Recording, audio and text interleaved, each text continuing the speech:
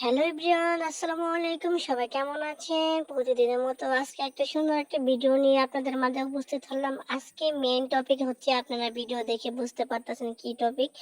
তো যাই হোক, এই বলে আজকের ভিডিওটা আমি চালু করলাম। সবাই তো ভালো আছেন? আলহামদুলিল্লাহ আমি অনেক ভালো আছি। আজকে মেইন টপিক হচ্ছে কিভাবে ঘরোয়াভাবে আমি পাস্তা বানাইছি, ওটা আজকে আপনাদের মাঝে তুলে ধরছি। যাই হোক, আমি বাজারে গিয়ে আমি আটা নিয়ে আসছি। এখানে গোলমরিচ, সাদাটা আর হচ্ছে ময়দা, ডিম নিয়ে আসছি। তো ওটা আমি তুলে ধরলাম। তো সবকিছু মিলে আজকে ভিডিওটা ভালোভাবে দেখবেন। ভিডিও দেখার পর লাইক, কমেন্ট করে শেয়ার করবেন আর বেশি বেশি ভালোবাসা দেবেন। তো যাই হোক, এখানে পানিটা আমি ফুটিয়ে নিচ্ছি, সাথে ছিল লবণ এবং তেল। তেল দিয়ে পানিটা একটু ফুটিয়ে নিতে হবে, যেহেতু আমি রুটি বানাবো। আর এখানে আমি বেশি রুটি বানাবো না, জাস্ট আমি 2টা রুটি বানাবো। 2টা রুটি বানিয়ে আমি পাস্তাটা বানাবো। তো এখানে পানিটা গরম হওয়ার পর এখানে ময়দা দিয়ে আমি একটা ডো বানিয়ে নিচ্ছি। আর এখানে অনেক ভালো করে ডোটা বানাতে হবে, একদম স্মুথ ভাবে। তো বানানোর পর রুটিটা বানানো হবে। তো রুটিটা এখানে বানিয়ে নিচ্ছি। উপরে আমি ক্যামেরা সেট করে রাখছি। আর এটা ছিল আমাদের বেলান বা পিড়া বলা হয় আমাদের আঞ্চলিক ভাষায়। এটা আমার জন্মের আগে বানানো। এখানে কয়েকটা প্রসাদে বানানো হয়েছে, সেই ছোট থেকে দেখে যাচ্ছি যে আমার মা এটার ভিতরে রুটি বানায়। তো যাই হোক, এখানে আমি রুটি বানিয়ে নিচ্ছি। তো বানিয়ে নেওয়ার পর আমি ফাইনাল কাজটা করবো। তো রুটিটা বানানো হইতেছে। রুটি অনেকে গোল হয়, অনেকে গোল হয় না। তো আমার রুটিটা গোল মাসাল অনেক ভালোই হয়। তো রুটিটা বানানো শেষ। এখন আমি তারপর দ্বিতীয় স্টেপ কাজটা করবো। এখানে আমি একটা সিপি নিয়েছিলাম, যে কোনো একটা কৌটার মুখা। তো এটা দিয়ে আমার বানাতে শেপটা দিতে অনেক কষ্ট হয়েছে, ভালো হয় নাই। তো সেকেন্ড টাইমে যে রুটি দিয়ে আমি পাস্তাটা বানাইছি অনেক ভালো হয়েছে, কারণ চিবিটা ছিল একদম পাতলা এবং স্টেপ ছোট লেগে লেগে যাচ্ছিল। তো এটা দেখেন সেকেন্ড স্টেপে যে আমি রুটি পাস্তার শেপটা যে দিবে, এটা অনেক সুন্দর হয়েছে। দেওয়ার সাথে সাথে সুন্দর করে শেপ হয়ে আসতেছে।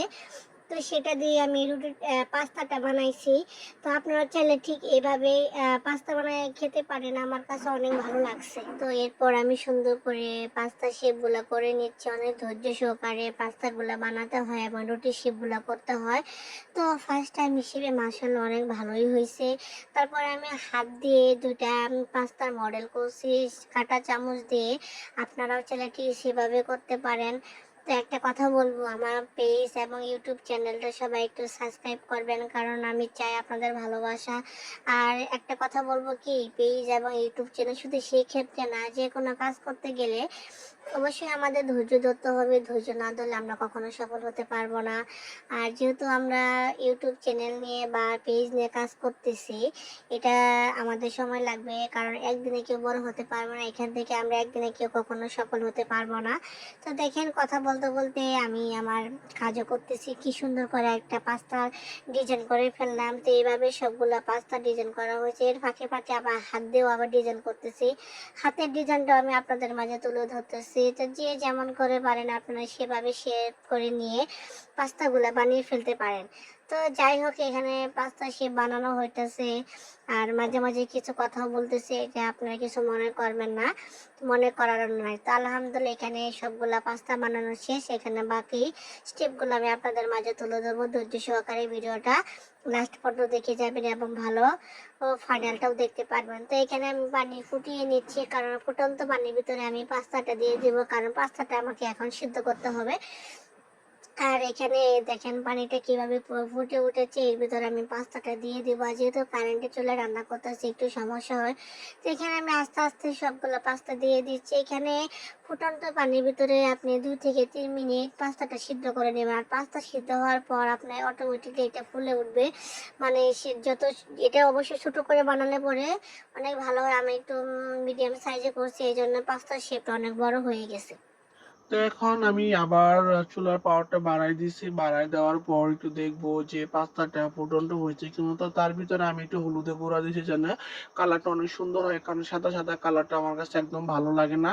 তো এই তো দেখেন, আলহামদুলিল্লাহ আমার পাস্তাটা সিদ্ধ হয়ে গেছে। এখানে আমি ছাকনা দিয়ে পাস্তাটা উঠিয়ে ফেলতেছি, কারণ একটু দেখতেই পারতেছেন যে সিদ্ধ হয়েছে কিনা। তারপর আমি ঠান্ডা করে ওটা রেখে দেবো। তো সবগুলো আস্তে আস্তে তোলা হয়েছে। এখানে আমার ভুল হয়েছে, আমি যদি একটু ফুড কালার দিয়ে দিতাম তাহলে কালারটা আরো অনেক সুন্দর হইতো।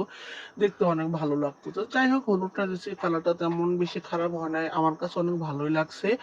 এই জন্য এই কালারটা দেওয়া। আর ভাবতেছি যে কারেন্ট যদি চলে যায় তাহলে আমি রান্নাটা ওইভাবে করতে পারবো না। যাই হোক, কারেন্ট ছিল, ওইভাবে আমি রান্না করছি।